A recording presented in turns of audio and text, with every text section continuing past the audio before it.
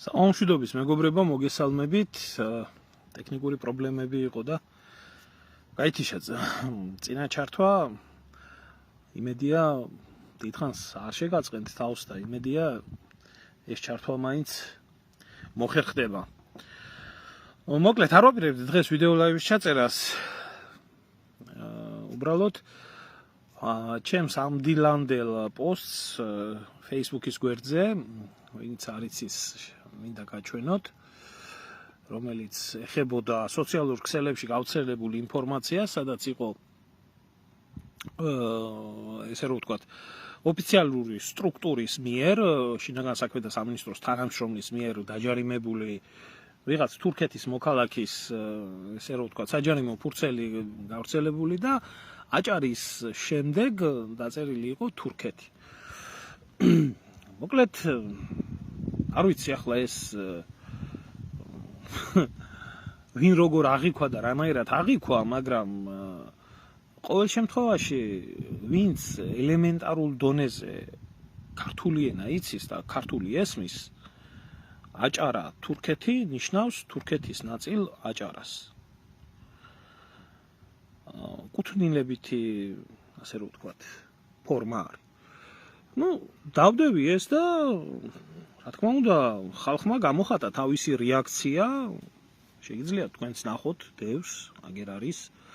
ვისაც ღრმად გაინტერესებთ თურქული იმპერიალიზმი, შეგიძლიათ ჩამობრძანდეთ და ნახოთ ჩემი ბლოგი, რომელიც თურქულ იმპერიალიზმს ეძღვნებოდა, ქვემოთ ლინკად მაქვს მითითებული. და უფრო ღრმად რო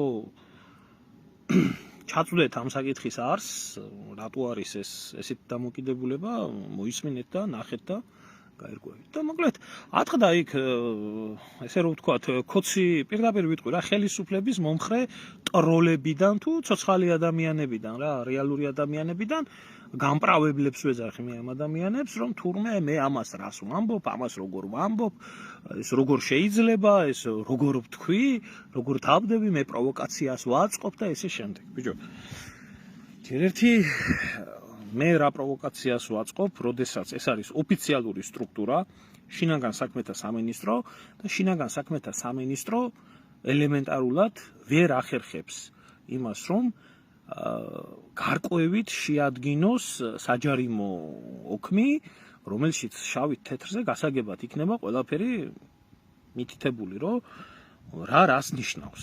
ანუ ელემენტარული გრამატიკის, ალბათ მეოთხე კლასელის, მესამე-მეოთხე კლასელის ცოდნის დონეა, აქ არ არის მეტ მაღალ დონეზე საუბარი, რომელიც აბსოლუტურად ყველა ქართველისთვის მარტივად გასაგები უნდა იყოს. და მე ერთი კითხვა მაქვს. ბიჭო, დაწყებითების კლასში ვართ, ასე რომ ვთქვათ,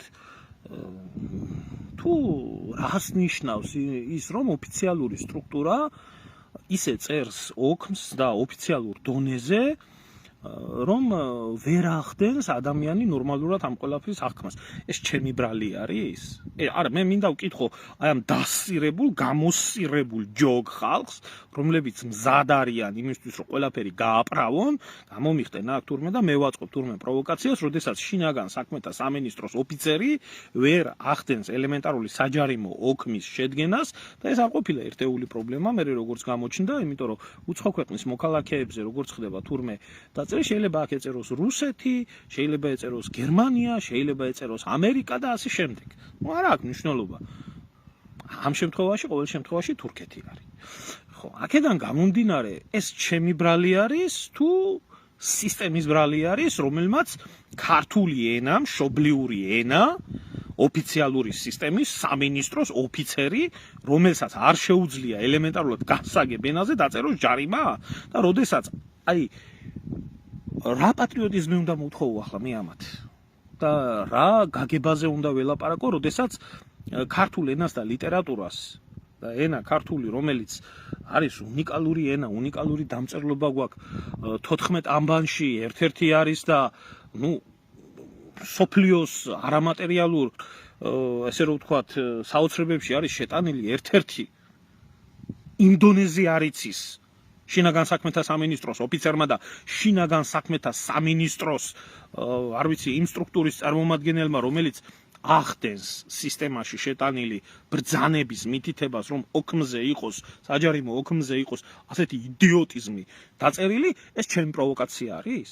აი მე ჩემი პროვოკაცია არის, მე მართლა მინდა ვკითხო ეხლა ნორმალურ ადამიანებს მინდა ვკითხო.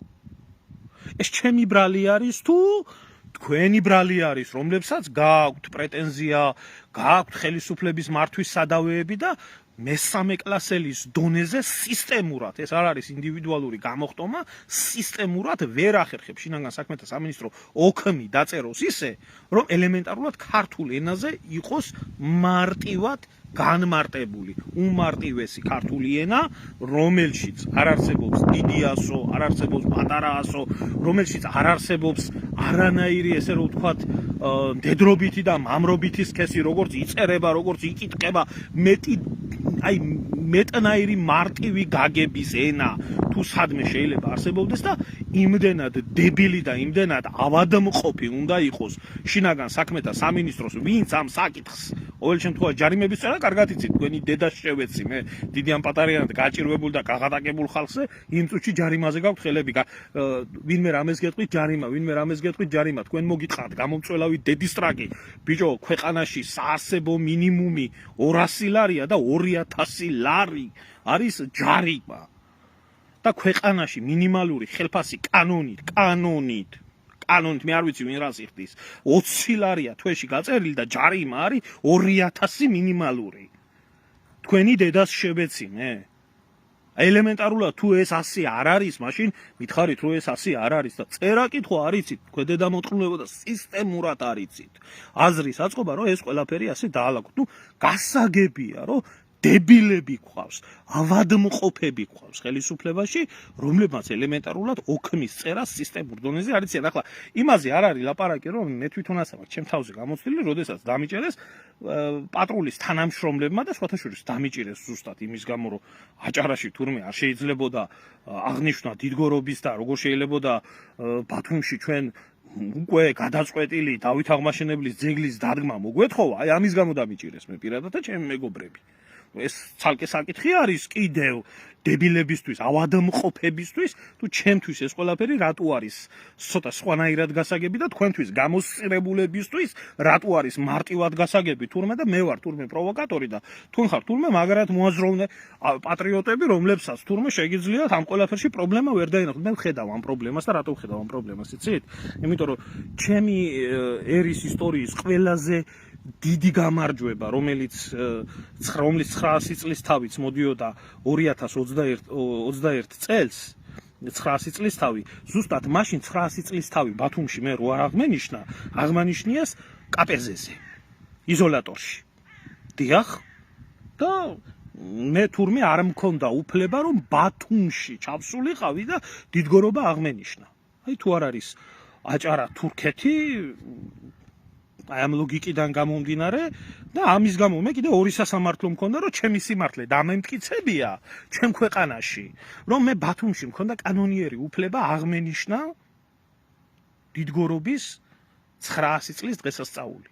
მე აღმანიშნიეს კაპეზეში, ამა დედას შევეცი, ღარიბაშვილო შენი დედა შევეცი, გომელაურო შენი დედა შევეცი, ლილუაშვილო შენი დედა შევეცი, იმიტომ ერთი პრემიერ-მინისტრი, მეორე შინაგან საქმეთა მინისტრი და მესამე უშიშროების მინისტრი იყავი და ვასილ მუმლაძე შენ მოგიტყან კიდე მკვდარი და ცოცხალი კიდე აგდიხარ მაგ შინაგან საქმეთა სამინისტროში, რომელმაც უშუალოდ შეასრულა ეგ ბრძანება.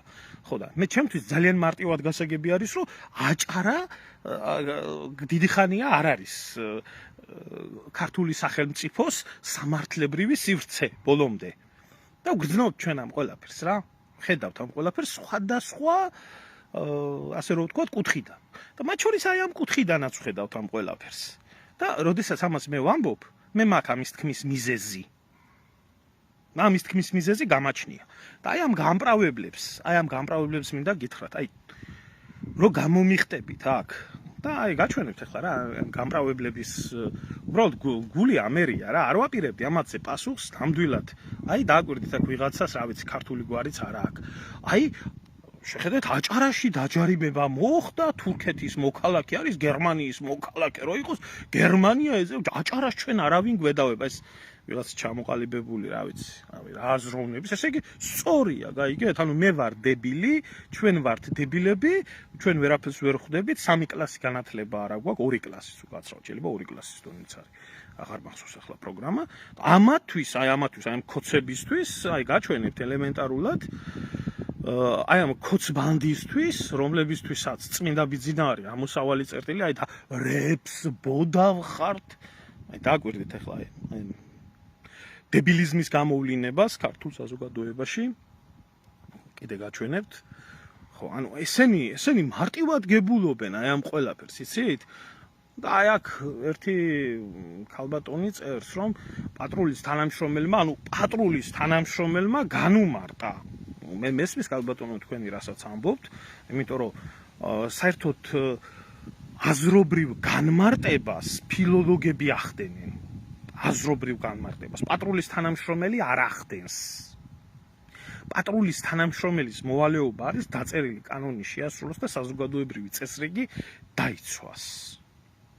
მაგრამ პატრულის თანამშრომლის მოვალეობა ნამდვილად არ არის, მის კომპეტენციაში არ შედის გრამატიკულ დონეზე შეაფასოს ტექსტი. რას ნიშნავს? ეს შეიძლება შეაფასონ ლინგვისტებმა, ფილოლოგებმა, ეს შეიძლება იურისტებმა შეაფასონ, მრავალი ინტერპრეტაცია რო ქონდეს, მაგრამ პატრულის თანამშრომელს არ აქვს იმხელა განათლება, რომ მსგავსი ენობრივი საკითხი აი ესეთი განმარტებით განუმარტოს. აი რაში არის ხალხო იცით საქმე? აი ესე დონემდე დავეცით. რომ ჩვენ ადამიანებს, რომლებსაც იმდენი განათლება გაგვაჩნია, რომ ელემენტარულად მეორე კლასის დონეზე წავიკითხოთ, რას ნიშნავს, როგორ ნიშნავს, ჩვენ ვართ სულელები და პატრულის თანამშრომელი და ქოცები, ქოცბანდა არიან გენიოსები, რადგან სახელმწიფო სისტემა ჩადის დანაშაულს და სახელმწიფო სისტემა თავისი დამწერლობით ახდენს საქართველოს კონსტიტუციის დარღვევას და მის ერთ-ერთ რეგიონს აკუთვნებს უცხო სახელმწიფოს, არ აქვს მნიშვნელობა ეს თურქეთი იქნება, რუსეთი იქნება, ამერიკა იქნება თუ ვინ იქნება, აი თავისი ფორმით და ჩვენ რომ ამაზე გვაქვს პრეტენზია, თუ ეს ასე რატო ხდება საქართველოში, ჩვენ ვართ გაუნათლებლები, ბნელები, სულელები და აი პატრულის თანამშრომელი არის გენიოსი. ეს მიშას დროს იყო ასე რომ არ ვიცი, ამ დროსაც ასე არის, უკვე მოსულია რა პერიოდი, რომ პატრულის თანამშრომლის ერთი სიტყვა ბევრად უფრო ღირებული არის და ბევრად უფრო ფასეული არის, ვიდრე ნორმალური მოქალაქის, მით უმეტეს რომელი მოქალაქის აზროვნებას აბსოლუტურად სწორად გებულობს გრამატიკულ დაშვებას, შეცდომას, რომელიც არის დაშვებული ამ ყველაფერში. ახლა ელემენტარულად მინდა მოგიბრუნდეთ რა, აი ამ ქოც გამპრავებლებს, იმიტომ რომ თქვენ ისეთი საზღარი კასტა ხართ. აი ყველაზე საშინელი კასტა, რაც ჩამოყალიბებულა, ყველა მთავრობას გააჩნდა თავისი სექტანტები. არ აქვს მნიშვნელობა, რომელი მთავრობაც არ უნდა ყოფილიყო, ყველას ყავდა თავისი გამправებელი სექტანტები, რომლებისთვისაც იმ პერიოდში არსებული ხელისუფლება ეს იყო სიწმინდეზე შედარებული. და ესე იყო შევარდნაძის დროს, კი ბატონო ზვიადის დროსაც იყვნენ ხალხი, რომლებსაც ფანატიზმის დონემდე ჰქონდათ ზვიადის ხელისუფლების მიმართ დამოკიდებულება, თუმცა ყველაზე ნაკლებად ბოროტი ადამიანები იყვნენ ესენი, იმიტომ რომ იმ პრეზიდენტის და იმ ხელისუფლების თუნდაც ფანატიკურად მოაზროვნე ადამიანები ყველა იყვნენ აბსოლუტურად კანონიერების, სამართლიანობის და ეროვნული იდეალების ირგვლივ შემოკრებილი ხალხი, რომლებმაც დიახ ეს შეიძლება ფანატიკურ დონეზე შეინარჩუნეს. და ისინი არავის არაფერს არ დაუშავებენ, ჩემო გარგებო. აი, შევარდნაძის მომენტიდან მოყოლებული, დიდი პოლიტიკოსის დროიდან მოყოლებული. შემდეგ მიშისტები, ხო ძალიან კარგად ახსოვს საქართველოს, ვინ იყვნენ მიშისტები და როგორი საშინელი კასტა იყო და არიან დღესაც, რომლებიც მიშას ყველაფერში ამართლებდნენ. სამშობლოს ღალატი იქნებოდა, ახალგაზრდების დახოცვა იქნებოდა, ციხეში პატიმრების წამება იქნებოდა, ვინმეზე ქონების წართმევა იქნებოდა, საკუთარი ქვეყნის გადაგვარებას, გადაჯიშებას, ყველაფერი მიშა და სექტა, ხო იცით ეს სექტა. და არანაკლები სექტა არის ახლა ბიძინისტების და ქოცების. აი თქვენი დედას შევეცი სათითაულოდ რა. აი თქვენი ოლეოლა კი არა. თავში უნდა გირთყათ კაცმა მათრახი და გახურებული შანთი უნდა გაგთხაროთ უკუღმა. ოლეოლა თქვენთვის არაფერია. ეს არაფერია, იმიტომ რომ ავადმყოფები ხართ. ჩამოყალიბებული დებილიზმით შეპყრობილი ავადმყოფები ხართ. გადაქცეული სექტად, რომლებსაც როდესაც ეუბნები, რომ ეს დანაშაული ხდება სახელმწიფოში, ეს არასწორი რაღაცა ხდება სახელმწიფოში, ეს არ შეიძლება ასე ხდებოდეს, გამოვა და დაგიწყებს დედარძე მოტყნული იმაზე ლაპარაკს, რომ ბიძინან სამება აგავიშენა, აბა მიშა გირჩევნია, აბა ომი გინდა და აი ესეთ ავადმყოფურ ენაზე დაგიწყებს ლაპარაკს. თქვენ გეუბნებით, აი თქვენ გამოყლებულო ხალხო სრული ამ სიტყვის მნიშვნელობით, არც ბოდიშის მოხდას ვაპირებ უკაცრავად ამ ლაივში, იმიტომ რომ საქმე რაშია ხალხო იცით? ქვეყანას და საზოგადოებას. მე არ მაქვს ქართული საზოგადოების პატივისცემა ოდნავადაც არ გამაჩნია. არ ვთვლი, არ მიმაჩნია, რომ ეს საზოგადოება ჩემი მხრიდან პატივისცემას იმსახურებს რაღაც 4-5% ქართველიერის ნაწილი, რომელიც ნამდვილად იმსახურებს პატივისცემასაც, სიყვარულსაც, თავგანწირვასაც, აბსოლუტურად ყველაფერს იმსახურებს, მაგრამ ძირითადი მასა, რომელიც დაყოფილი არის ნაცქოც ზომბად. არაფერს არ იმსახურებს გარდა დედისგინების და რწმევისა. და ყოველთვის თავისი ადგილი უნდა მიუჩინო აი ამ ნაგავს. არ აქვს მნიშვნელობა ეს სქესით იქნება, ასაკით იქნება, იმიტომ რომ ზომბირებული, დაავადებული, ავადმყოფი ადამიანები არიან. იმიტომ როგორც საქონელს ჭირდება რწმევა, ისე ჭირდება ამათ რწმევა. ამათ ენით ვერ დაელაპარაკები. აზრი არ აქვს ამათთან შეგნებას შეიძლება დაელაპარაკო ადამიანს, რომელსაც ელემენტარული განათლება გააჩნია. და ამათთან სხვა მეთოდი არ არსებობს. პირუტყვის მეთოდი არსებობს. პირუტყვის დონეზე უნდა ელაპარაკო ამ ხალხს. როგორც უკეთებდა ისა სეთური. აი ასე უნდა ელაპარაკო რა. რომ იქნება შეიძლება ამან შედეგი გამოიღოს. მე ცხოველს რო თავში მოხდება რამდენჯერმე, მე უკვე იმქმედებას აღარ ჩადის. და იმიტომ აღარ ჩადის, რომ ეშინია რომ მოხდება. აი მეტი ენა მე თქვენთან სალაპარაკო ვერ ვნახე. ნამდვილად ვერ ვნახე მეტი ენა სალაპარაკო, თორე სიამოვნებით დაგელაპარაკობდი თქვენ. მე არ მგონი ისა არ მაქვს სურვილი ასე აგრესიულად გელაპარაკოთ. მე უბრალოდ როდესაც ვხედავ ჩემ ერში ამდენ დებილს, ამდენ ავადმყოფს, ამდენ მოღალატეს, ამდენ ჩათლახს, ამდენ არასწორ მოღალატეს. გუშინ როდესაც ცხვირწინ ის დაუგდეს ქართული დროშა, ვიღაცა ჩამოთრეულ ყროყინა ამერიკელს, რომელიც ფეხით შედგა და ფეხით გათელა ქართული დროშა, იმ ადამიანის გაправების იმაში ჩადგნენ, რომ თურმე მას არ დაუნახია, თურმე ის ვერ ხედავდა და ვინც გადაუგდო დროშა მისი ბრალი. კი ბატონო, მისი ბრალი იყოს, ხო, თქვათ, ვინც დროშა გადაუგდო, რომ თუმცა ახლა დანაშაული მაგაში რა არის, მე ვერ ხვდები, მაგრამ კაი, თქვათ და მისი ბრალი იყოს. მე სადაა თქვენი დედაშევეცი დაჭერილი ის პროვოკატორი, რომელმაც დროშა გადააგდო. ხო, ყველა ხედავდა იმას, ვინ იყო რა, იდენტიფიცირება ვერ შეძელით ხელოვნური ინტელექტის ეპოქაში, ვინ გააკეთა ეს ყველაფერი, მით უმეტეს დროშის შეურაცხყოფა ისჯება კანონით და ევროკავშირის დროშის გულისთვის 7 წლიან პატიმრობას აძლევდით ეგერ ადამიანებს. ქართული დროშის ფეხქვეშ გათელისთვის ეგ არაფერი და რა მოხდა? მე ახლა ასია საჭირო. მე გამოხდით, თქვენი გამზდელი მოვტყან მე და დაიწყეთ იმაზე ლაპარაკი, თურმე ამას როგორ ლაპარაკობს. ვიღაცა სირი ჩამოათრიეთ ამერიკიდან, რომელსაც 13 მილიონი მიეცით. რომელსაც ჩამოვიდა ეს ფული ჩაიდო ჯიბეში, არ ვიცი იქ რა იმღერა, ტრაკი აქნია, ამასკნა, იმასკნა და მე ადგა დროშას გადაუარა და წავიდა და თქვენ კიდე წადით და იმის უკანალში შეძვერით და გაправება დაიწყეთ, რომ ვაიმე ეს არ უნახია, ის არ უნახია, ეს არ დაუნახია, ეს არ გაუკეთებია, ეს არ გაუკეთებია. ახლა როდესაც ესეთი ფაქტი მოხდა, რომელიც არ ვიცი მე ეს დიდი ხანია თუ ასე ხდება, რატო არ იყო ცნობილი, რომელიც თურმე სისტემური დანაშაული არის, ელემენტარულად წერა-კითხვა არ იციან შინაგან საქმეთა სამინისტროში, რომ სისტემამ ნორმალურად დაწეროს და თურქეთის მოქალაქე დაწეროს უბრალოდ. აჭარა თურქეთის მოქალაქე. თურმე ამაზე როდესაც მე ამოვიღებ ხმას, რომ ეს არის არასწორი, ამ შემთხვევაში გამოდიხართ თქვენ და მე მიწყებთ აქეთ ლანძღვას, რომ მე ვარ თურმე პროვოკატორი. აი თქვენი დედას შევეცი სათითაულოდ რა.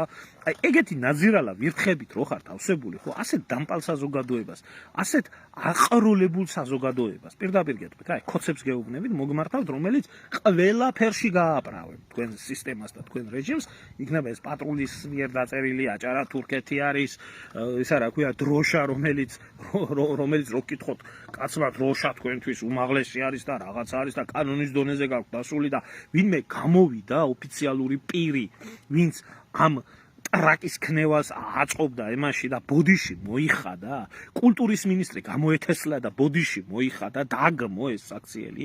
იმაზე ზედმეტია იმ ამერიკელზე თქვენზე თავზე მოსაქმებული ამერიკელის მოსაქმებული ეთყობა დიდი ჯილდოა და დიდი საქმე არის და გადაგესხათ ეთყობა ეს ამერიკული ნეხვი თავზე და სიამოვნე ვინმე ბოდიში მოუხადა ქართულ საზოგადოებას რომ ესეთი რაღაცა რომ მოხდა ორგანიზატორებიდან ვინმე არავის მოუხდია. ამიტომ ასეთ საზოგადოებას აჭარასაც წაართმევენ, აფხაზეთსაც წაართმევენ, სამაჩაბლოსაც წაართმევენ, თბილისსაც წაართმევენ და ჩააგდებენ და დედას უტირებენ. ახლა ეს ბოზიშვილებს მინდა აი ზუსტად ამ კატეგორია ხალხს მივმართო. რატო ამბობ ამ ყველაფერს, იცით? როდესაც მე დამიჭირეს ჩემ მეგობრებთან ერთად, აი ესეთი დედამოტყნული ხალხი, არა მარტო ქოცებიდან, ნაცებიდანაც, მაგრამ ქოცები განსაკუთრებულად გამოირჩეოდნენ, რადგან ეს ქოცების მთავრობამ ჩაიდინა და ამიტომ ჭირდებოდა ამ ყველაფერს გაპრავება. მთელი ესა გამომხტარი იყო მთელი ქოცების სასტავი და იმას იძახოდა, რომ ისა რა ქვია რას ქვია თქვენ ბათუმში გადაწყვიტეთ დიდგორობის აღნიშვნა. აი თქვენ თუ პროვოკატორები არ იყავთ. ანუ ესე იგი ბათუმი თურმე ჩემი ქალაქი არ არის, ჩემი სამშობლო არ არის. არ ვიცი რატო უნდა წკინდეს ქართველ ადამიანს რომ ბათუმში ქართველმა კაცმა დიდგორობა აღნიშნოს, ეს არ ვიცი. ეს მხოლოდ დედამოტყნული ქოცის ავანტყოფ ტვინში შეიძლება მოიხარშოს და ასე იყვნენ გამოხტომილები და ნაცები და ქოცები ერთად იძახოდნენ რომ ძალიან კარგი ეს მკვლელი, ეს მოძალადე, ეს ნაძირალა რომ დააპატიმრეთ და არ გაუშვით იქამდე. და რაღა ბათუმში აღნიშნავდით და ამათი პრემიერ-მინისტრი და მთელი ამათი ჯოგნახირი ამა დედა შევეცი დიდგორი მაინც არ ყოფილიყო, დიდგორზე იყვნენ შეკრებილი და პირბადებით აღნიშნავდნენ დიდგორობის 900 წლის თავს. დიდგორზე მაინც ახარ შედედამოტყნულო, მაშინ მაინც გაგახსენდეს ამხელა ბრძოლის წინ რომ პირბადე მაინც მოიხსნა. ამდენი ვაჟკაცობა გეყოს. არავინ გთავაზობს იმას რომ იმ 200 კაცში ყოფილიყავი, რომელიც ბრძოლის დაწყების წინ ვითომ მუსულმანების მხარეზე გადავიდნენ, თურქების მხარეზე გადავიდნენ უკაცრავად და ვითომ შეეკვრენ ეს კამიკაძე ქართველები, რომლებმაც საკუთარ თავზე მიიღეს მთელი დარტყმა. ხო არავინ გთავაზობთ, მაგას პირბადეს ვერ მოიხსენით. იმდენად მონები ხართ. ხო, ამიტომ ალალი იყოს ყველა გინება, ყველა ლანძღვა და მე კიდევ ერთხელ მინდა გითხრათ, აი ესეთი დედამოტყნული გამპრავებლები ხვალვე გამოვლიან და ხვალვე, როდესაც მოხდეს ისეთი სიტუაცია, რომ მართლა აჭარა გადაცენ ამათმა ვინმეს ეჭვიგეპარებათ, რომ აჭარა გადაცემული არის თურქებისთვის? ვინმეს ეჭვიგეპარებათ?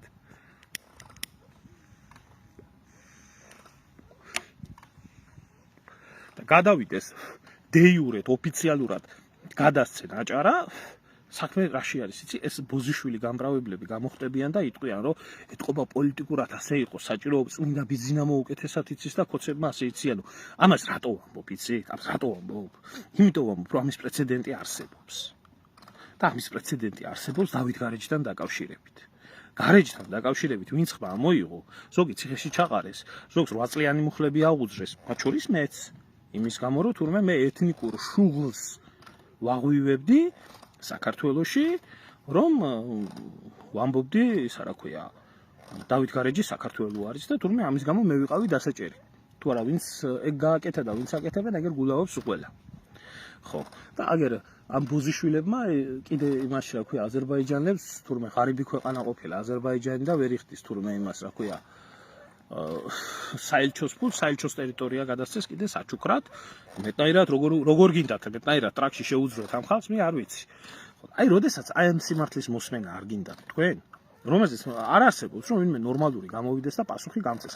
ეს დედამოტყნები უბრალოდ გამოვლიან და შენ გაგამტყუნებენ, რომ შენ რატო არ ახარ ისეთი მონა, შენ რატო არ ახარ ისეთი დებილი, შენ რატო არ ახარ ისეთი ავადმყოფი, როგორი ავადმყოფებიც არიან თვითონ ქოც მადიდებლები. რომ თურმე ეს როგორ ვერ გაიგე. აი ჯერ იმ შინაგან საქმეთა სამინისტროში, ვინც არის პასუხისმგებელი, როგორი წერებოდეს ჯარიმები, როგორი გამართული იყოს ტექსტი, ვიღაცა ხო აგებს ამ ყველაფერზე პასუხს. და ვინც თურქეთი კი არა, თურქეთის მოქალაქე არ დააწერა, იმის თამადობით დაწყებული, აი დამთავრებული ყველა გამპრავებლით თქვენი დედას შევეცი სათითაყოდ. აი ეს არის უბრალოდ ღუპავთ, იცი? თქვენ ღუპავთ ქვეყანას.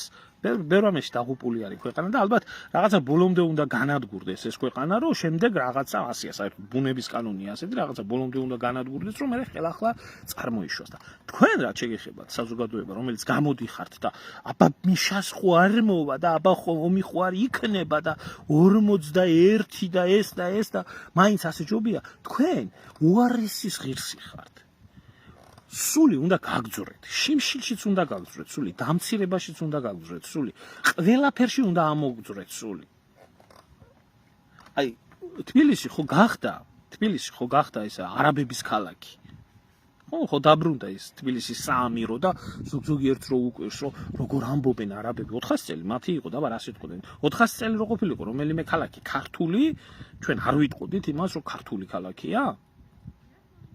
ელემენტარულად აგერ ტრაპეზონია არასდროს ყოფილა საქართველოს სახელმწიფოს შემადგენლობაში, როდესაც ძლიერი იყო საქართველოს გავლენის სფერო იყო და ტრაპეზონის იმპერია შექმნეს, თუმცა თავიდან იქ მაშინაც არ ეყოთ ჭკუა და მაშინაც არ ეყოთ აზროვნება, რომ საქართველოსთვის შემოერთებიათ. მაშინაც ბერძენი კომნენოსი დასვეს იქ და დაარქვეს ესეთი სახელი ტრაპეზონის იმპერია და დაუქვემდებარეს საქართველოს გავლენას. მაშინაც არ ეყოთ ვაჟკაცობა, რომ საქართველოს ტერიტორიად გაეხა და დღემდე ვიძახით იმას, რომ თურმე ტრაპეზონი ჩვენი არის კაცო, რომელიც დე იურეთ არასდროს ყოფილა საქართველოს ნაწილი და 400 წელი თბილისი იყო არაბების.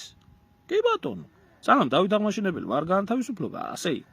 ხო და რისი ღირსი ხართ, იცი? იმ დიდი თურქობის ღირსიც ახართ. იმ დიდი არაბობის ღირსიც ახართ. თბილისის საამიროს ღირსიც ახართ და ყველაფრის ღირსი ხართ. მე ადრე ძალიან მეწოდებოდი, მე ეს მასა უკვე არაფრისთვის აღარ მეწოდება. მე მეწოდება უბრალოდ ჩემი ქვეყანა, რომელი ქვეყანაც მთელი მისი ისტორიის მანძილზე ქრისტიანობისთვის, ტრადიციისთვის, ადადისთვის, ქართული ენისთვის, რომლის წერა-კითხვაც კი არ იცით დღევანდელმა შინაგან საქმეთა სამინისტრომ. და ამას ნორმალურად მიიჩნევთ. ამ იდენტობისთვის იქნევდა ხმალს ჩემი წინაპარი. მე ეს ისტორია მეწოდება.